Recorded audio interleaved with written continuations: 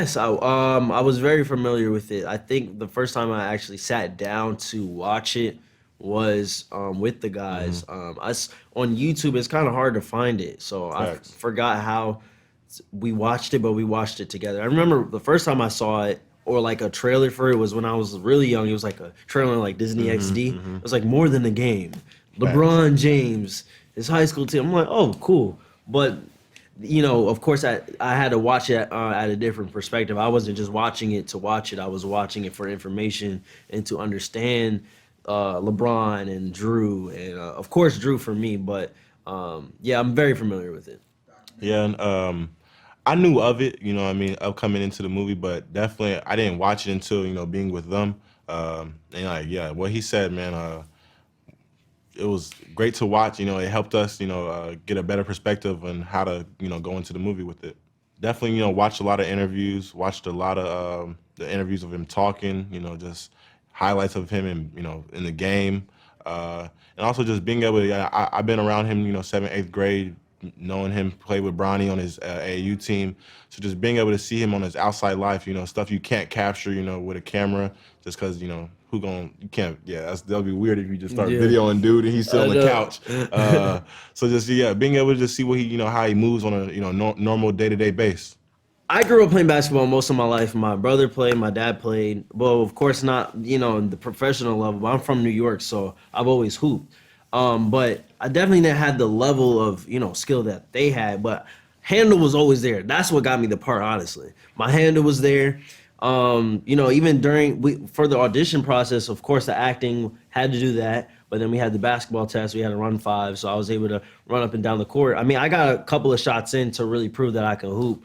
But definitely wasn't at their level. They definitely showed me like, you actor, bro, but you ain't us. You know what I mean? So, but yeah, what you think, Mookie? uh, No, that's why I'm gonna jump Oh on yeah, yeah, Mookie yeah, yeah, because Mookie for real at this. yeah, yeah, yeah, exactly. Mookie's a for real baller. Yeah. Oh, I beat him at least one on Go one ahead. one time. I beat Yeah, him one on go one ahead one and time. set. Go ahead and set. I'll say definitely, like, I'll put it to compared to other actors, you know what I mean? But compared to Hoopers, you haven't hooped with many actors. But like, bro, yes, I have. I've seen like Miles and like, yeah, Oh, yeah. okay. Remember, Yeah, I'm yeah, better than Miles. yeah. But I'm saying like compared to other actors, bro, he's definitely like a 7, 8 out of 10. Like he's up there. You know what I mean? He's probably one of the best for sure. Yeah. And he grew a lot. You know what I mean? At first, it was a little, it was a little shaky, but that's one thing he definitely always had was the handle. The jump shot though was a little. It was like this. You going back like this. So we had to change it, you know what I mean? Nice and, right in front of the face. And he got it. He's so competitive. He's a quick learner. Like, you know what I mean? Just like I feel like that's what anyone, you know what I mean? I feel like that's what all of us, you know what I mean? Yeah. We're so great at what we do because we're so competitive, you know what I mean? We wanna do it so good to a level that no one will be able to say anything. Oh yeah, I mean, no, like of course, like the audition process was scary. That was very scary. Of course, like we did the chemistry read, and I mean, Khalil and I knew he was good, and then it was like Mookie, AJ, and then Scoot. It was like a zombie, like apocalypse. It was like you there. I was like, oh no, but I trusted Chris Robinson because he's really Facts. good at working with actors. So going into the film, we had like a month before we actually had like time before we actually started filming. Yeah. So, but what the good thing was that he loved to learn. He was a student, so he asked questions. He was like, "Hey, what do you think about this?" I don't like telling other actors how to act. I'll give him advice. I didn't tell him how to act. He figured it out on his own, and even working with the acting coach. But he did his thing though. I'm gonna give that to him. Like even in the beginning, it was a little shaky, but like he had a lot of pressure playing LeBron James. You know what I mean? I would say he had a lot more pressure than me because LeBron James is the face. You know what I mean? Everybody knows LeBron. Oh, LeBron wouldn't say that. He didn't look like that when he was sleeping. Like, you know what I mean? Yeah. So everybody has an opinion, but he definitely brought the spirit of LeBron and honed into that. So he did his thing for real. Yeah. Compared to a lot of actors, he's better. I'm gonna compare you to other actors. He's better than some actors that I've seen on screen. So yeah, that's why I said compare me people that hoop, No, man. that's a great breakdown. No actors. Nah, but no, he did for real. What's the movie with Wood Harris? hip hop movie. What's that mean? Yeah, Yeah, That's Paid a in hip. Full. That's a Paid in- hip hop movie. That is right. Heck Yeah, that's a hip hop. Yeah, I think like you know, I'm thinking music. like an African American. Oh, that's iconic what he's type of movie, saying. yeah. Oh, okay. So Mookie, tell me why you like Paid in Full? Why? I don't know. I feel like, man, it's just authentic. You know what I mean? It kind of brings that like that New York, you know, type of feel into it. It's like a New York film. I kind of like how they talking. Yo, yeah, yeah. So, yeah. No, yeah, of course. Yeah. And man, I just growing up, man, I've always been a huge fan of Wood Harris. Like watching him, man, like that's a legend in the filmmaking. So I don't know, that movie I just like the movie. Like it always just stuck with me. All right, Caleb, you. Yeah. There's so many. I'm trying to think.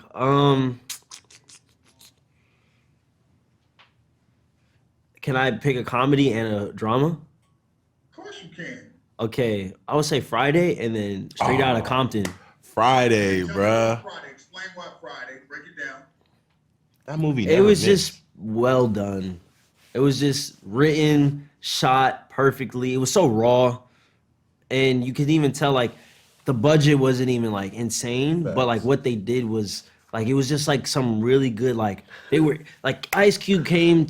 I think did he just write it on his own or like he had a team? Do you know? Yeah, some help. He had some help, yeah, but like they really was like, no, this would be funny, like you know what I mean? And then even just like Chris Tucker, legend, like Facts. just I feel like everybody there, just even like the little like the kid on the bike. The kid on the bike when they was like trying to beat him up, like that, like just they brought the essence of like black like, culture, you yeah, know what I how mean? back in the day used how to it be, was, yeah. you know what I mean? And I'm not from LA, but like what LA was, but in a different like a funny way, you know what I Yeah. mean? So I really appreciated that. And then straight out of Compton, I mean Ice Cube, you know what I mean? He's a legend, but just like seeing what they had to deal with, you know, at a young age and how great they were at a young age and being in the spotlight and just seeing like how they would deal with certain things. Like I wouldn't do that, but they did it. You know what I mean? Facts. It just goes on a deeper so I'm just like that one stuttering, out. but yeah, it's just seeing like what they went through was just dope. You know what I mean? And like the music and stuff. So I just love it. Yeah. First, school. I think it was pretty tough on both. It was a lot of reps on the basketball side. So, like you know, some of the dunks that we've done, I did a dunk, the same dunk about 20 times. So, but that's not like hard. Maybe just hard on the body. But I think the acting part wasn't as hard as I thought it was gonna be. You know, just figuring out how to say lines a different way. I think that was probably my toughest part. What'd you do to prepare for this? Because this is kind of new for you. How'd you get ready? Honestly, since I've been young, I got a lot of siblings, so we always just played around, acting like we were, you know, a different person, you know. And then kind of like before I went to go audition, I did some lines with my siblings. You know, they helped me out a lot. I think it's pretty dope. You know, LeBron's obviously one of the greatest. You know, just being part of a film like this and showing his background, showing the brotherhood that he had in high school and middle school. You know, showing how that all kind of built who he was and who he is. It's amazing. It's amazing. He hasn't showed up on set. I did see him at a game, though, at the McDonald All-American game. I dapped him up. He was pretty cool. He said he liked the movie. He said he's gonna come to the premiere though. Yeah. We're gonna see him. We're gonna see him tomorrow. I hope so. Hopefully. Well, I mean, it's a biopic, obviously, but so every biopic is unique, obviously, you know. So, but being Coach Drew, really tied me to me as a father, how I am as a father, and it really made me understand how to kind of work with kids, because in the process of making the film, we're still working with young people, right? So there has to be that dynamic to be able to share and to not be able to show favoritism to someone who might be having a better early life, or more, I should say, achieving things early in life, while others may be having more regular pace to their life, right? So I think, you know, I don't know if I'm completely answering your question, but I think that Coach Drew is a good balance of those things, you know, mentoring kids, but not generically, not generically or monolithically, as though these 4 or 5 kids are one thing, No, he was able to compartmentalize the energy toward each real individual, and that's unique, man. That's unique. Even the pastor looks out and sees just the congregation as one thing. They talk about everybody in one thing, right?